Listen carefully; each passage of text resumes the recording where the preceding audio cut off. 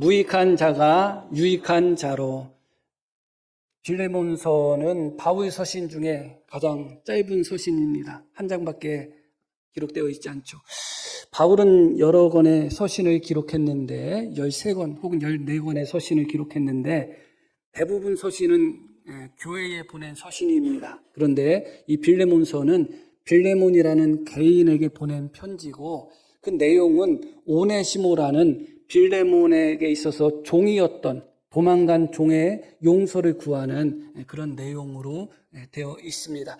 빌레몬은 골로새 지방에 있는 아주 유력한 성도였습니다. 그리고 그 가정에서 교회로 예배를 드리는 그런 일에 쓰임을 받았던 사람이죠. 초대교회는 대부분 교회가 가정교회였습니다. 특별한 예배 처소를 따로 마련한 것이 아니라 넉넉한 성도들의 그 큰 가정들을 이용해서, 집을 이용해서 예배를 드렸는데 바로 이 빌레몬이라는 사람 집에서 교회가 모였다는 소리는 알 수 있습니다. 그만큼 빌레몬이라는 사람은 참 신실한 성도인 것이죠. 날마다는 뭐 아닐 수 있다 할지라도 예배를 모일 때마다 자기 가정에서 모든 사람들이 모여서 예배 드리도록 자기 집을 예배 처소로 내놓는다는 것은 쉬운 일이 아닙니다. 그만큼 충성되고 신실한 그런 신자였고 또 유력한 신자였음을 알게 됩니다. 그런데 그 빌레몬이라는 사람에게 종이 있었습니다. 그 종의 이름이 오네시모인데 그 오네시모가 그 빌레몬 자기 주인을 배반하고 도망을 갔어요. 도망갈 때 무엇을 도적질을 해서 도망을 갔는지 그럴 가능성이 충분히 있습니다. 아니면 종이지만 주인을 버리고 그냥 도망간 것인지 우리는 단정 지을 수는 없지만 그러나 그때 당시에 종이 주인을 버리고 도망가는 것은 정말 용서받을 수 없는 그런 큰 죄입니다. 그런 큰 악을 범했던 이 오네시모가 로마 감옥인지 혹은 에베소 감옥인지 여하튼 감옥에 갇혀 있던 바울을 만나게 됩니다. 그 자신도 같이 감옥에 갇혔는지 아니면 감옥에 갇히지는 않았음에도 불구하고 바울을 통해서 복음을 들었는지 그것은 알 수는 없습니다. 여하튼 이 오네시모가 감옥에 갇혀 있는 바울을 통해서 복음을 받아들이게 됩니다. 그런 후에 이 오네시모가 너무 놀라운 변화를 겪게 됩니다. 그것을 10절부터 이야기하고 있습니다. 갇힌 중에 바울이 스스로를 갇힌 중이라고 이야기하고 있습니다. 옥에 갇혀 있는 상태예요. 갇힌 중에 낳은 아들 오네시모를 위하여 내게 간구한다. 이렇게 이야기합니다. 오네시모를 바울은 갇힌 중에 낳은 아들이다. 그렇게 표현합니다. 바울은 자신이 복음을 전했던 사람들을 다 아들이라고 칭하지 않았습니다. 아주 특별한 사람들에게만 내 아들이다. 그렇게 했죠. 대표적인 사람이 바로 디모데죠. 바울은 디모데를 아들처럼 생각했습니다. 그런데 놀랍게도 빌레몬이라는 사람의 종으로 있다가 도망쳤던 사람인데 바로 그 오네시모를 바울은 갇힌 중에 낳은 아들이다. 그렇게 표현합니다. 이 편지를 빌레몬이 읽었을 때 얼마나 큰 충격을 받았을까 하는 생각을 하게 돼요.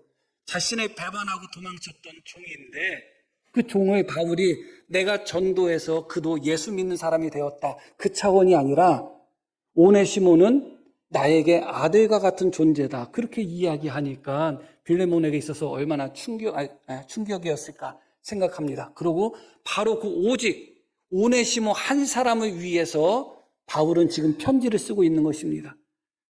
자신을 배반하고 도망갔던 바로 그 오네시모 한 명을 위해서 대사도인, 정말 바울은 상상할 수 없을 정도의 대사도거든요. 그 사도가 오네시모 한 사람 위해서 자신에게 편지를 쓰면서 오네시모는 내가 감옥에 갇힌 중에 낳은 내 아들이야. 이렇게 이야기하고 있으니 빌레몬이 큰 충격을 받았을 것입니다. 그런 후에 말씀 계속 볼게요. 그가 오네시모죠. 오네시모가 전에는 너에게 무익한 자였다.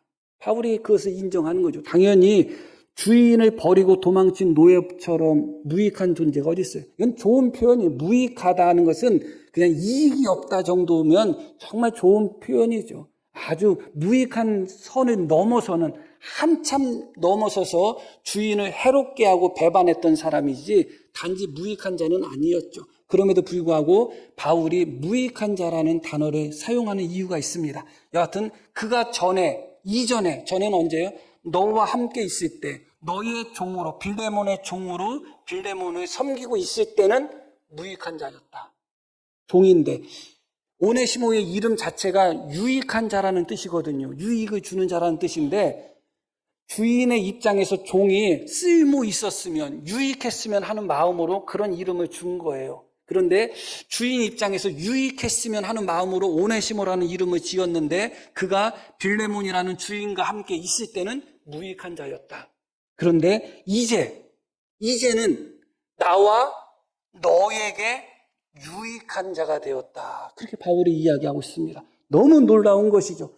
오네시모를 향해서 바울이 내 아들이라고 한 것도 놀랍지만, 너와 함께 있을 때 무익한 자였지만 이제는 내가 복음으로 말미암아 그를 낳았으므로 이제는 너에게도 유익한 자가 되었고 나에게도 유익한 자가 되었다. 얼마나 유익하면, 이어지는 말씀 속에서 그 다음 절에 내게 그를 돌려보내노니 그는 뭐라고 이야기해요?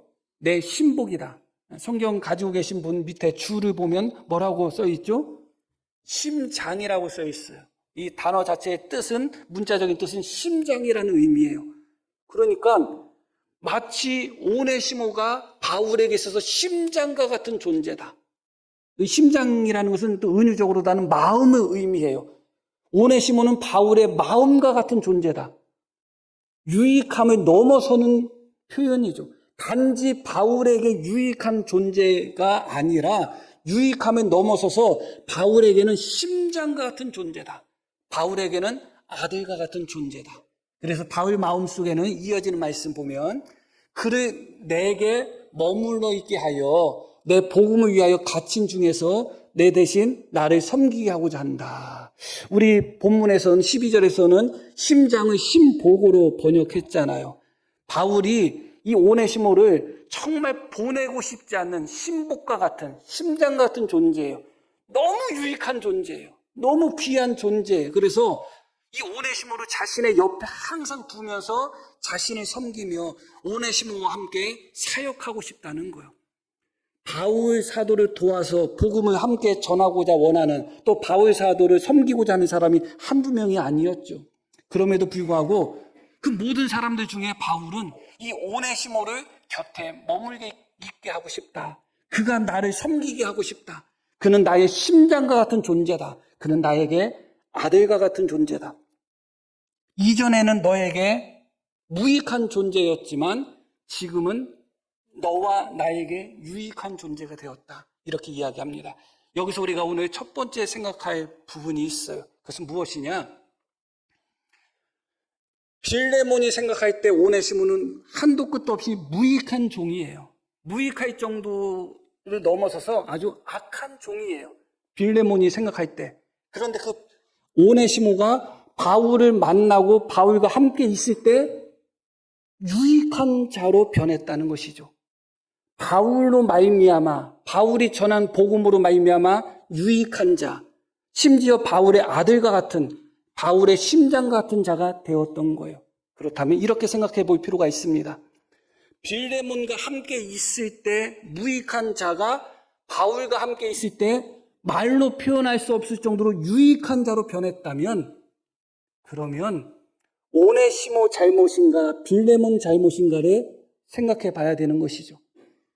만약에 오네시모가 절대적으로 무익한 자라면 빌레몬과 함께 할 때도 무익하고 바울과 함께 할 때도 무익해야 돼요.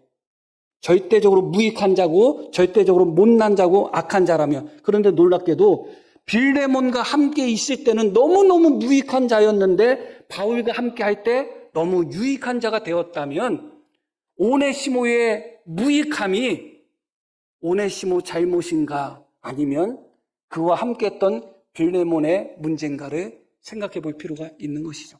물론 극단적으로 표현하는 것입니다.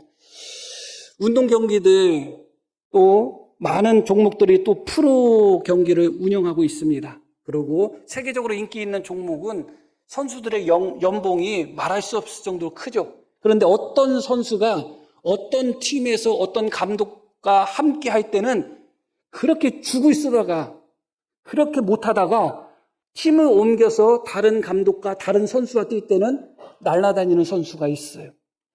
우리와 함께 맨날 실수하고 못하면 아이고 쟤는 돈값도 못해, 쓸모도 없어, 왜 이렇게 못해, 그렇게 말할 수가 있겠죠. 그런데 과연 그 선수가 제대로 못하는 것이 그 선수만의 문제인가, 아니면 그 선수와 함께 하는 사람의 문제인가를 생각해 볼 필요가 있어요.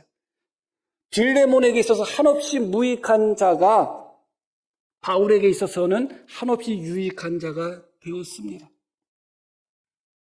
놀랍게도 이 빌레몬 가정이 교회라고 말씀을 드렸습니다. 교회를 섬기는 빌레몬이죠. 어떻게 보면 목사는 아니었지만 가정을 교회로 내놓은 그런 유복한 사람이고 성도라고 할 수가 있습니다. 그런데 여하튼 그렇게 자신의 가정을 교회로 내놓고 섬겼던 빌레몬이라는 사람의 종으로서, 또 빌레몬이 살고 있는 가정이 하나의 교회인데 그곳에서 오네시모는 복음으로 거듭나지 못한 거예요. 너무 놀랍죠? 그곳에서 오네시모는 복음을 받아들이지 못했습니다. 그런데 놀랍게도 감옥에 갇혀있는 바울을 만난 후에 감옥에서 오네시모는 그곳에서 복음을 받아들이게 된 것이죠. 하나님의 놀라운 섭리고 역사인 것, 아무도 모르는 것이죠.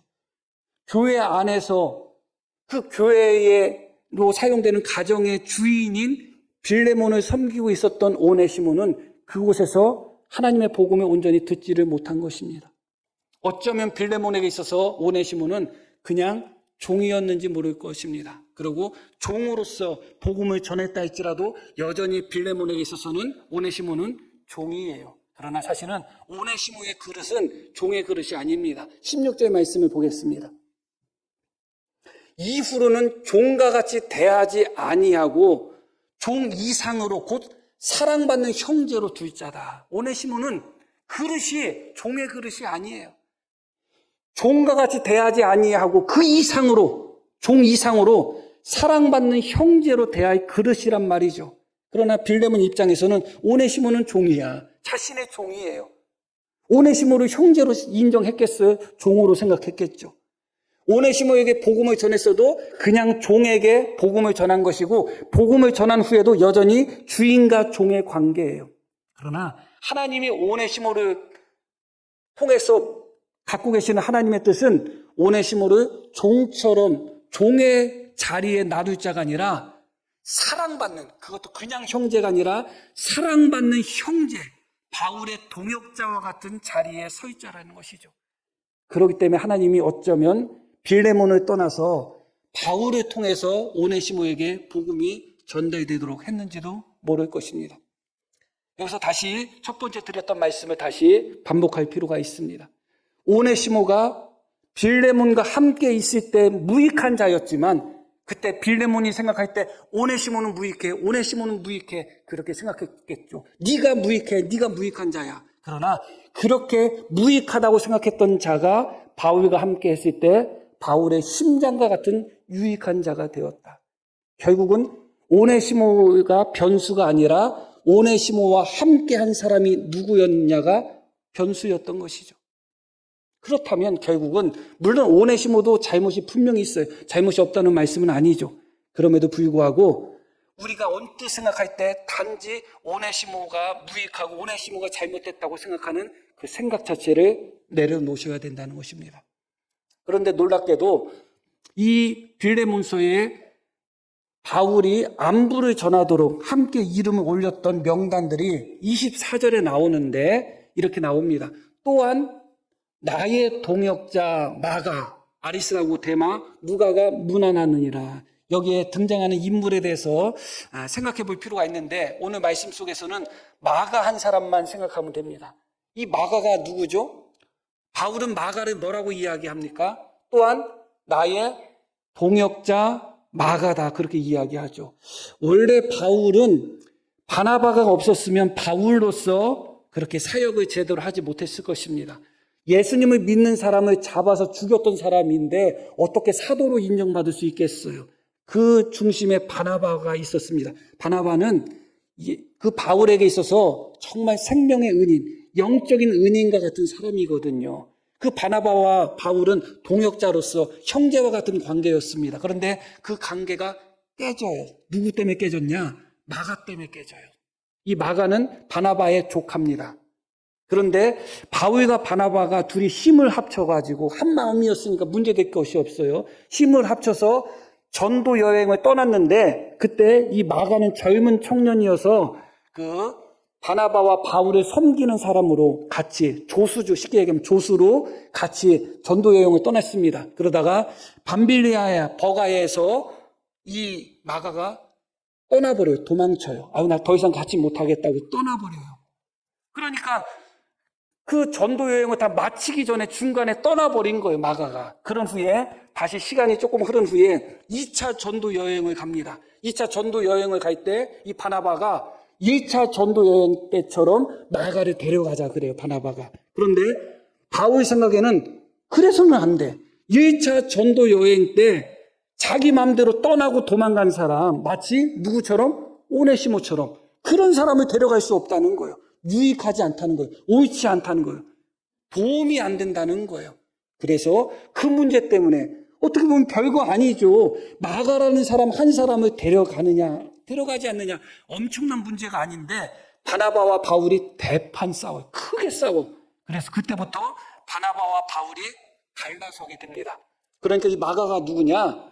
바로 그 사람을 데려가면 유익하지 않다. 그가 처음 전도 여행할 때 우리를 버리고 도망갔기 때문에 마가를 데려가는 것은 유익하지 않다 해가지고 바울이 바나바와 싸우면서 갈라서게 했던 장본인이 바로 마가예요. 바나바와 갈라설 정도로 마가가 싫었어요. 바울은. 내가 바나바와 갈라서면 갈라섰지 마가를 데려갈 수는 없는 거예요. 바울 생각에는. 왜냐하면 너무 유익한 자가 안 돼. 무익한 자예요. 그런데 그 마가가 어느 순간 바울의 동역자가 되어 있어요. 놀라운 것이죠. 무익했던 오네시모가 유익한 자가 되었는데 그때는 오네시모가 누구와 함께 있었던 거예요? 빌레몬과 함께 할 때 무익했던 오네시모가 바울과 함께 할 때 유익한 자가 되었는데 마가는 반대예요. 바울과 함께 할 때는 유익한 자가 못 됐어요. 그래가지고 마가 못 데리고 가. 유익한 자가 아니야. 데리고 가면 오히려 손해야. 어려움을 겪고 하면서 바울과 함께 할 때는 이 마가가 유익한 자가 못 돼서 바울이 안 데리고 갔어요. 그냥 헤어져 버렸단 말이죠. 그런데 그렇던 마가가 어느 순간 동역자가 돼버렸고 골로새서 4장 10절 말씀 볼게요. 나와 함께 갇힌 아리사고와 바나바의 생지, 여기 바나바라는 이름을 일부러 언급해요. 바나바의 생지 마가와, 그러면 뭐라고 나와요? 이 마가에 대하여는 너희가 명을 받았다. 바울이 명을 전한 거예요. 명이라고 표현하면 그렇지만 어떤 명령을 전했냐면 마가가 너희에게 이르거든 그를 어떻게 하라? 영접하라. 2차 전도 여행 때 바울은 마가를 버렸거든요. 유익하지 않다 해서 마가와 같이 못 가겠다고 했던 바울이 골로새 교인들에게는 뭐라고 이야기해요? 마가를 영접하라. 그렇게 이야기하죠. 마가는 나의 동역자다 이 이야기예요. 어떻게 된 것인가? 그것이 바로 베드로전서 5장에 나옵니다. 택하심을 함께 받은 바빌론에 있는 교회가 너희에게 무난하고 내 아들 마가도 그리하느니라. 놀랍게도 베드로가 마가를 누구로 표현하고 있어요? 아들로 표현하고 있는 거예요. 마가가 바울과 동행했을 때 마가는 바울의 아들이 되지를 못했어요. 바울이 마가를 복음으로 낳지 못했어요. 그런데 놀랍게도 그 마가가 베드로와 함께 했을 때 베드로의 아들이 돼버린 거예요. 바울과 함께 있을 때 무익했던 마가가 놀랍게도 베드로와 함께하는 순간에 유익한 자가 된 거예요. 이것은 하나님의 섭리죠. 그러니까 빌레몬이 무조건 나쁜 사람이기 때문에 빌레몬과 함께할 때 오네시모가 무익했고 바울이 무조건 훌륭한 사람이기 때문에 바울과 함께할 때 오네시모가 유익한 사람이 됐다는 의미가 아니에요.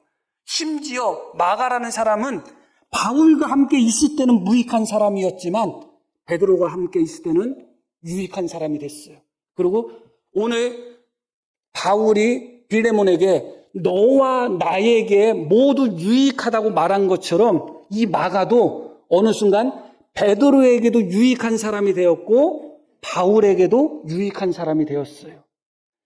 베드로는 유대인의 사도의 대표고 바울은 이방인의 사도의 대표예요. 그런데 이 마가가 이방인의 사도의 대표인 바울에게 버림을 받았지만 베드로와 함께 있을 때 유익한 자가 되어서 유대인의 사도인 베드로에게도 유익한 자가 되었고 바울에게도 유익한 자가 되어서 동역자가 되었습니다. 그래서 바울이 죽기 전에 디모데 후서는 바울의 유언서라고 합니다. 바울이 죽기 전에 기록한 서신이에요. 디모데 후서 4장 말씀 보겠습니다. 이렇게 바울이 이야기합니다. 대만은 이 세상을 사랑하여 나를 버리고 데살로니가로 갔고 그레스게는 갈라디아로 디도는 달마디아로 갔고 누가만 나와 함께 있느니라. 이어지는 말씀 함께 읽을까요? 내가 올 때에 마가를 데리고 오라. 그가 나의 일에 유익하다. 똑같은 단어예요. 마가와 함께하는 것은 유익하지 못해 하고 바울이 바나바와 갈라서면서까지 마가를 받아들이지 않았어요. 무익한 자라고 생각했어요. 그런데 그 마가가 베드로가 함께하는 순간 베드로에게도 유익한 사람이 되었고 바울에게도 유익한 사람이 되었어요.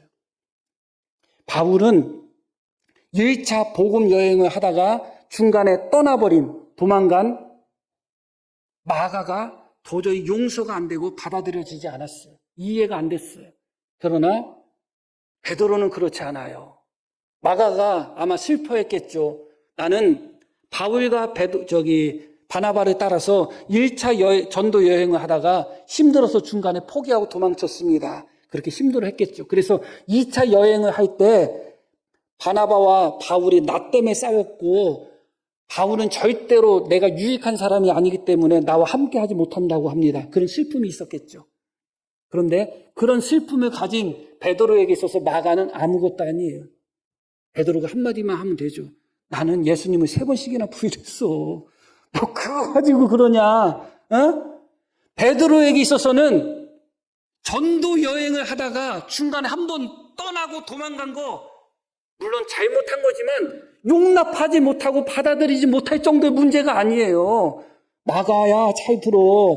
나는 예수님의 수제자인데 예수님이 신문 맞고 뺨 맞고 침뱉음 당하고 고난 당하는 그 자리에서 나는 춥다고 부이째면서 예수님을 3번이나 부인했어.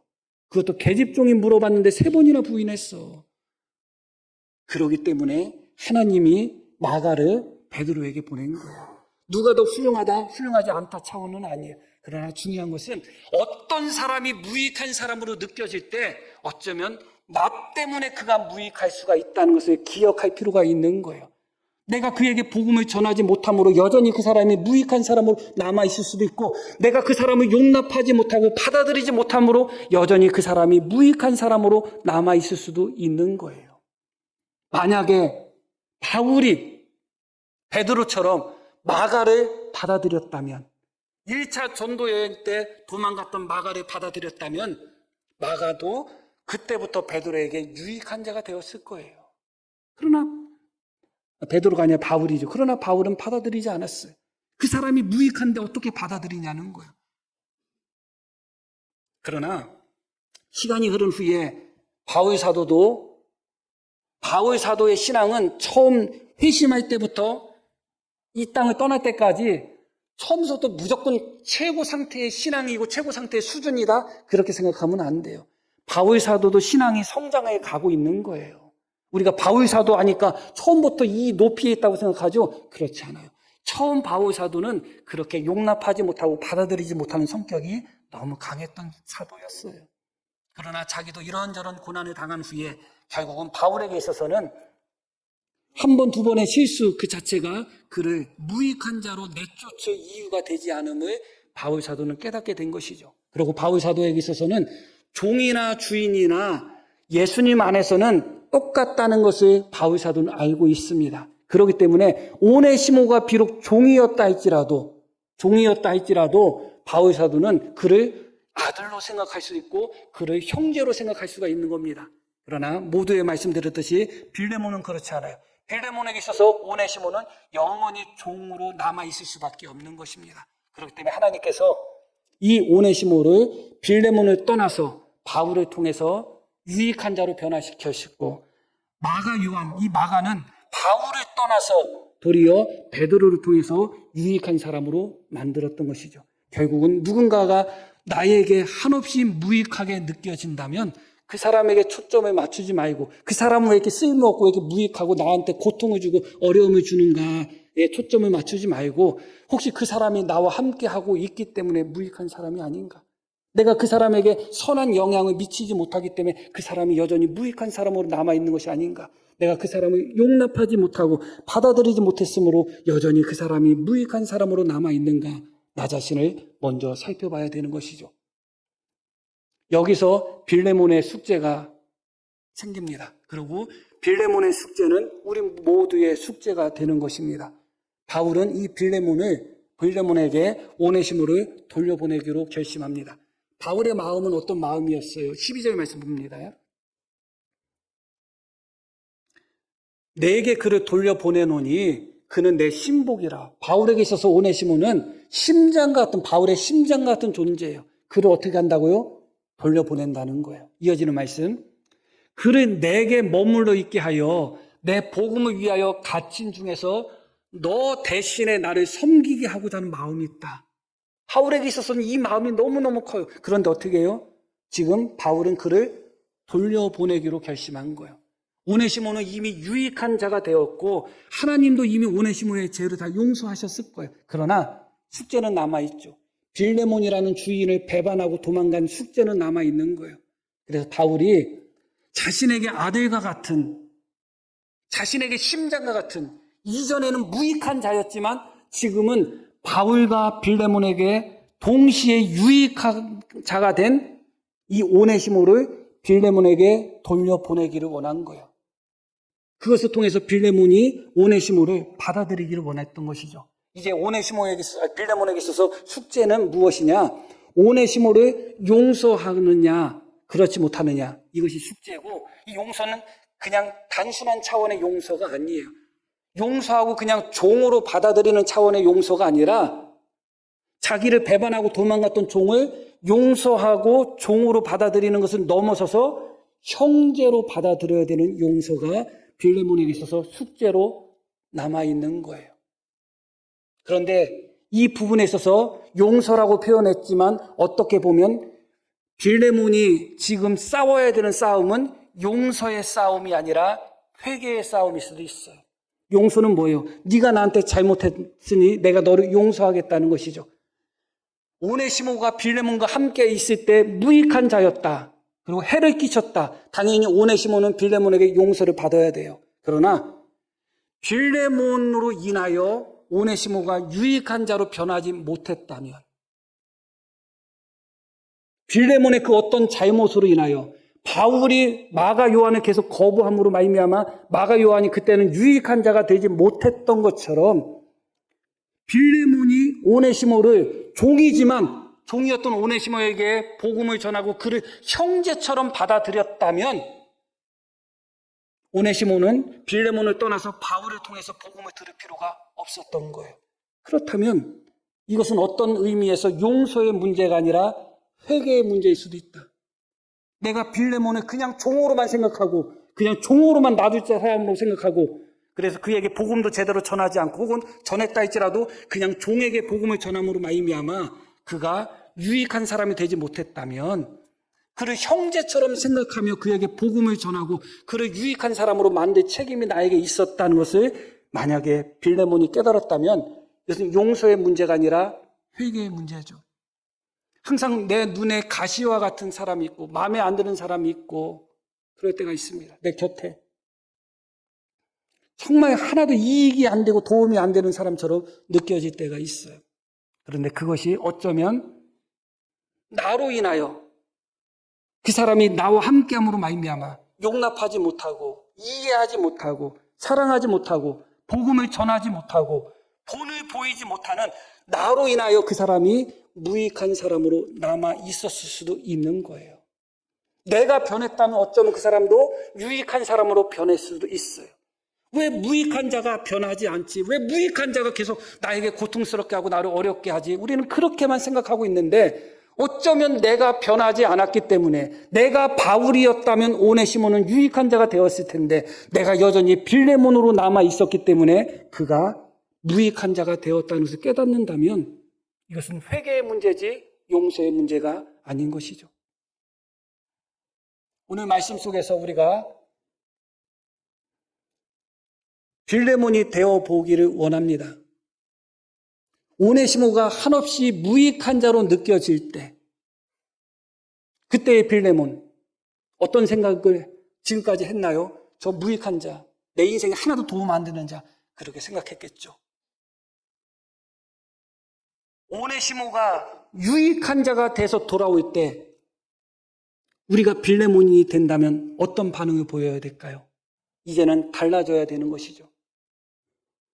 결론적으로 말씀을 드린다면 결국은 우리 교회에 또 우리 자신에게 적용할 수가 있을 것입니다. 이전에 한없이 무익한 자로 느껴졌던 자들이 어느 순간 유익한 자가 돼서 돌아온다고 하면 받아들일 수 있나요? 그를 형제로 인정할 수 있나요? 용서가 아니라 오히려 내 자신을 회개할 수가 있나요? 아, 그 사람이 무익했던 것은 어쩌면 나 때문일 수도 있겠구나 하면서 내 자신을 회개할 수 있을까요? 그렇다면 하나님이 이전에 우리 주변에 꼭 우리 교회에 내가 무익한 자라고 생각하고 싫어했던 사람들을 어쩌면 하나님이 유익한 자가 돼서 돌려보낼 수가 있을 것입니다. 그러나 그들을 맞이할 마음의 준비가 되지 않고 내 자신을 회개하지 않고 용서하지 않고 받아들일 준비가 되어 있지 않으면 무익했던 자가 돌아오지를 않습니다.